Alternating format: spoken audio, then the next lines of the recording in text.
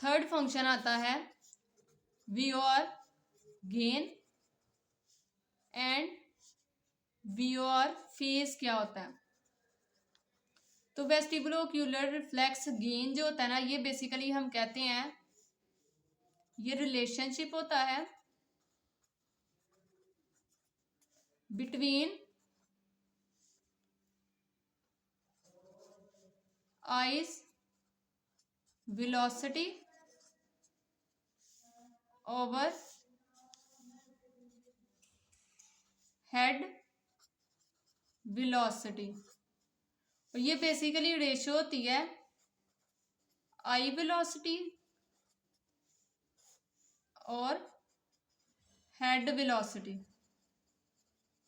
ठीक है, आई वेलोसिटी और जो हेड वेलोसिटी है ना वो इक्वल होती हैं, लेकिन ये ऑपोजिट होती हैं, इसलिए -1 का यहाँ पे साइन आया है। तो ये आई वेलोसिटी जो रेशियो होती है और हेड वेलोसिटी ये इक्वल होती है -1। तो ये बेसिकली रिलेशनशिप होता है कि अगर तो हेड जितनी वेलोसिटी के साथ मूव कर रहा है तो आईज भी जो है ना उसी वेलोसिटी के साथ रोटेट करेंगी। ये इक्वल होगी वेलोसिटी, लेकिन क्या होगी, ऑपोजिट डायरेक्शन में होगी। तो इसको हम कहते हैं वी और गेन।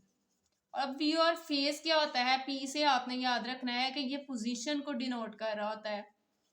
ठीक है, बेसिकली ये क्या करता है, ये वी और फेज ये एम्पलीट्यूड रिलेशनशिप है। ठीक है, ये स्पीड रिलेशनशिप है ना, ये एम्पलीट्यूड रिलेशनशिप है between eyes position related to head position.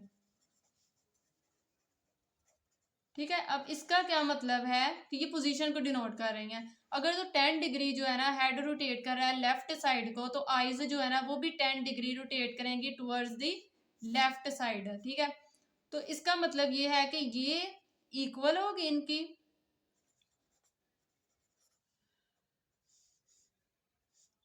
Position of direction,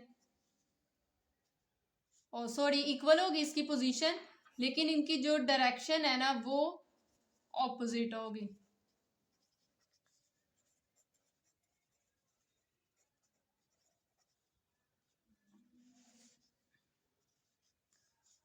अगर हेड और आईज जो है ना वो इक्वली मूव कर रही हैं,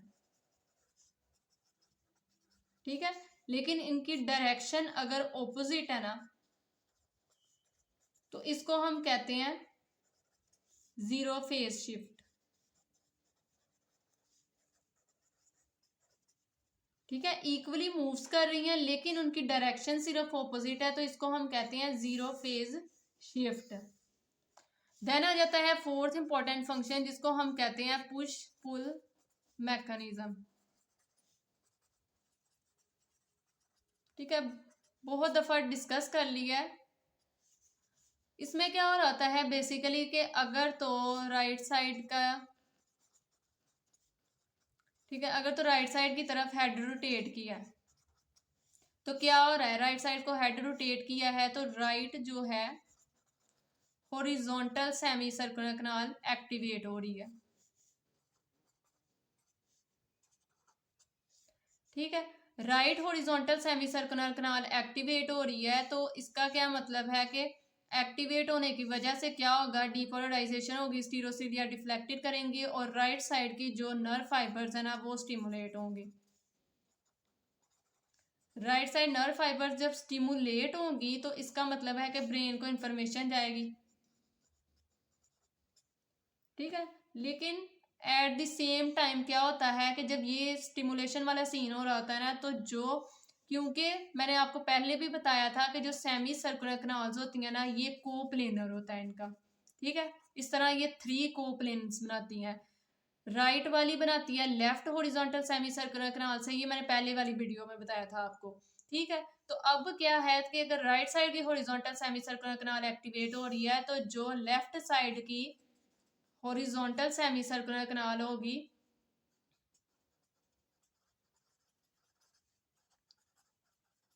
ठीक है, वो क्या करेगी, उसके अंदर क्या हो जाएगी, हाइपर पोलराइजेशन हो जाएगी, मतलब कि इनहिबिशन हो जाएगी उसकी तरफ।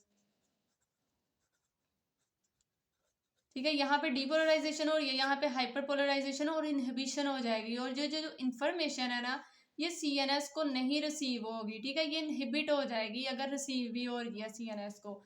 तो ये बेसिकली क्या होता है कि इस मैकेनिज्म के थ्रू जो है ना वो ब्रेन जो है ना वो डिटेक्ट कर पाता है कि आइदर किस साइड को हेड की रोटेशन हो रही है। तो बेसिकली ये फिजियोलॉजी चल रही होती है ब्रेन के अंदर। ठीक है, तो इसको हम कहते हैं पुश पुल मैकेनिज्म, यानी कि अगर राइट साइड को हेड रोटेट किया है तो राइट साइड के सेमी सर्कुलर कैनाल्स के अंदर जो फ्लूइड है उसके अंदर क्या हुआ है, पुश मैकेनिज्म हुआ है, वो उसकी मूवमेंट हुई और राइट साइड की सेमी सर्कुलर कैनाल एक्टिवेट हुई, राइट साइड की नर्व फाइबर स्टिमुलेट हुई और ब्रेन ने डिटेक्ट किया राइट साइड इंफॉर्मेशन को। और इसके साथ साथ ब्रेन क्या करेगा, आईज को लेफ्ट साइड पे अगर रोटेट करता है तो उसको हमने पहले भी डिस्कस किया, उसको हम कहते हैं वेस्टिबुलो ओक्यूलर रिफ्लेक्स। ठीक है, आईज ने ऑपोजिट साइड को रोटेट होना है। तो ये बेसिकली पुश पुल मैकेनिज्म होता है। तो फिर ये क्या होगा कि ये पुल करेगा कॉन्ट्रालेटरल ईयर को, कि उसकी इंफॉर्मेशन जो है ना वो इनहिबिट हो जाएगी ऑटोमेटिकली। तो ये बेसिकली पुश पुल मैकेनिज्म होता है। देन आ जाता है फिफ्थ, इसका इंपॉर्टेंट फंक्शन आ जाता है, वो आ जाता है इनहिबिटरी कट ऑफ। ठीक है, ये भी सेम ही है पुश पुल मैकेनिज्म की तरह, बस इसका ना थोड़ा सा डिफरेंस आ जाता है नेम के अंदर। इसके अंदर भी यही मैकेनिज्म चल रहा होता है कि अगर राइट साइड को हेड रोटेट होगा तो इसका मतलब है कि राइट साइड में जो इंफॉर्मेशन है रोटेट होने की वो नर्व फाइबर स्टिमुलेट हो जाएंगी उससे। ठीक है, स्टिमुलेट हो जाएंगी नर्व फाइबर्स। ठीक है, लेकिन जो लेफ्ट साइड की सेमी सर्कुलर कैनाल्स है ना वो क्या हो जाएंगी, इनहिबिट हो जाएंगी।